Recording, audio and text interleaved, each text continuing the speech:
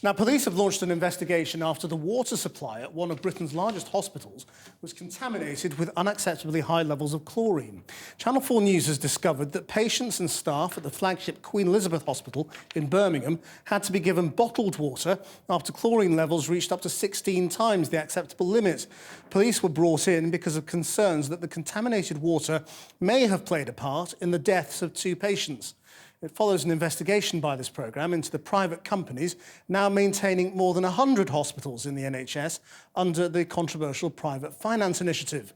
Kathy Newman has this exclusive report. This was meant to be a blueprint for the future of NHS hospitals. When it opened 4 years ago, the Queen Elizabeth in Birmingham was hailed as a state-of-the-art facility.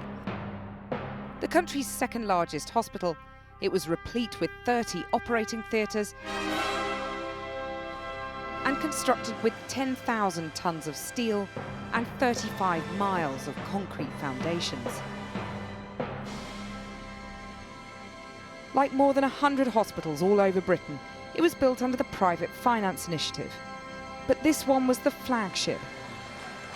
And the last Labour government was so proud of it, they used it as the backdrop to the launch of their entire election campaign in 2010. We didn't just fix the roof, we built the entire hospital. But although it will cost the taxpayer an eye-watering £2.6 billion, whistleblowers have told us the buildings have been beset with construction and maintenance failings.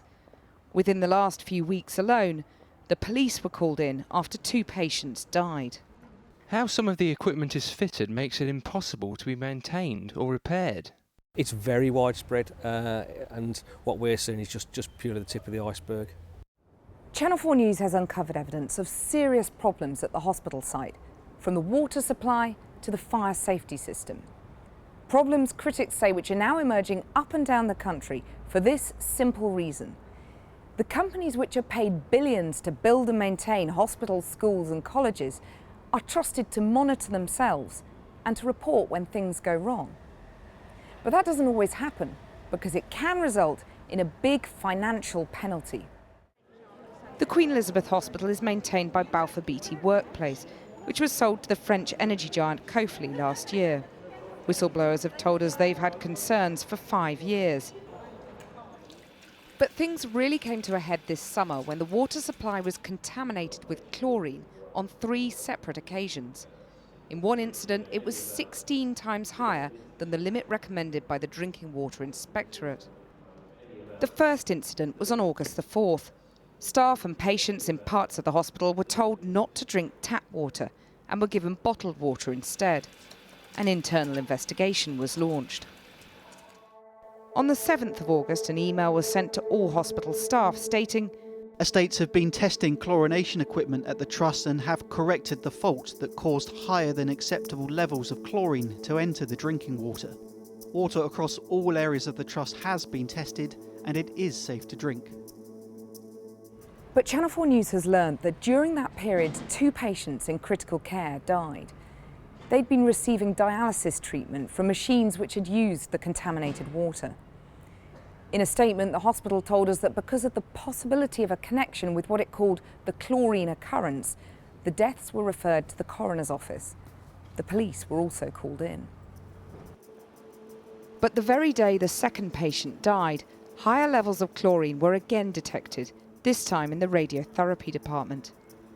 And a day later, 2 further emails were sent asking nursing staff in the old hospital to "Flush all toilets, macerators and all taps, both hot and cold, for at least 5 minutes each time. This needed to be done Each day in the morning and late afternoon until further notice."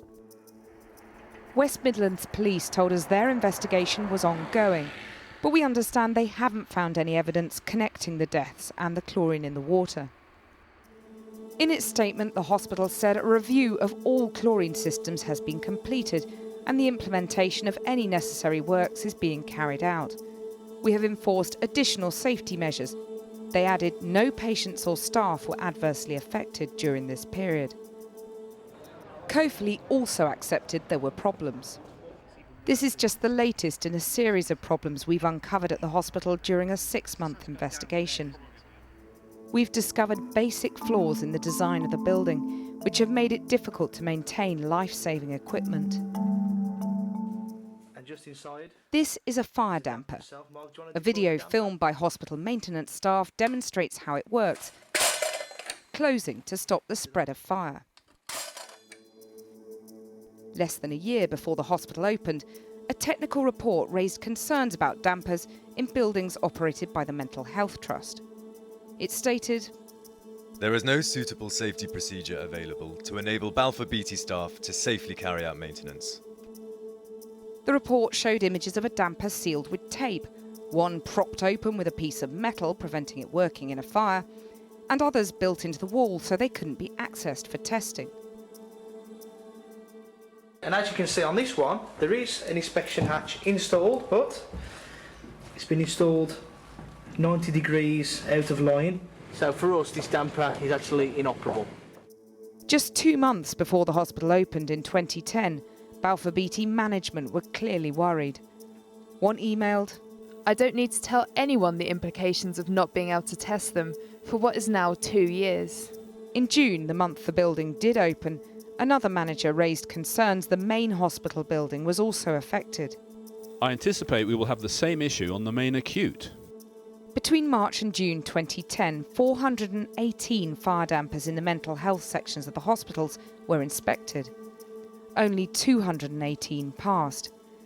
3 units were damaged and 197 could not be tested because of insufficient access. In the acute section of the hospital the following year, 31 dampers were tested and only 1 passed. A year after the hospital opened, there were still problems. One Balfour Beatty manager conceded, "There is a risk they may cease when they are required to operate." One whistleblower who worked for Balfour Beatty Workplace says staff were well aware of the issue. If you're not able to gain access to the fire dampers in order to test them and maintain them, then there is no way of telling whether they work correctly or not. So in the event of a fire, there is no way to know. This is one of many dampers that have been taken out of commission. Under health and safety law, fire dampers have to be tested every 12 months. In a statement, Birmingham and Solihull Mental Health NHS Trust acknowledged that when their buildings opened in 2010, they were made aware that Balfour Beatty needed to improve access arrangements for staff to maintain fire dampers. It added a programme of works was provided which commenced in 2010 and were completed in 2011. No payment for these works has been made by the Trust. Would you like to attempt to access the damper safely? An inspector at the West Midlands Fire Service told us fire dampers are only one line of defence, and as a whole, the buildings are safe. He admitted, though, he was surprised he'd never been informed about the untested dampers. But could that be because of a fundamental flaw with the way the private finance initiative is run? This man thinks so. Robert Eyre was a health and safety advisor for Balfour Beatty at the Queen Elizabeth, who left to set up his own company, remedying private finance projects that have come unstuck. One thing needs to be sort of kept in mind is these are self-monitoring contracts. It's a strange phenomenon. The private finance company has to report its deficiencies to the NHS on a monthly basis, and where things are deficient, a deduction in the payments are made. The problem with that is that there's usually a bit of a disincentive for a PFI company to always be completely transparent. If they tell the whole truth, it's going to cost them a lot of money. And that financial disincentive, critics say, is what's gone wrong with the private finance initiative, not just at the Queen Elizabeth in Birmingham, but far beyond. More than 700 buildings, the very fabric of our public sector, have been built using private money. Many now face scrutiny, and until the contractors are made to pay, it's the taxpayer who's footing the bill. We've probably looked at 12 or 13 sites now. We've found problems on every single site. They range from schools to hospitals to colleges to a fire station. So it's pretty widespread, this? It's very widespread, and what we're seeing is just purely the tip of the iceberg. It's now 8 years since the Birmingham project got the go-ahead. The hospital concedes there are still ongoing problems with the building which are gradually being resolved. They have a large team in place scrutinising every aspect of the PFI contract to make sure the companies which are paid millions to look after the buildings meet their obligations to carry out repairs. The concern is whether hundreds of other public buildings constructed with private finance up and down the land are able to do the same.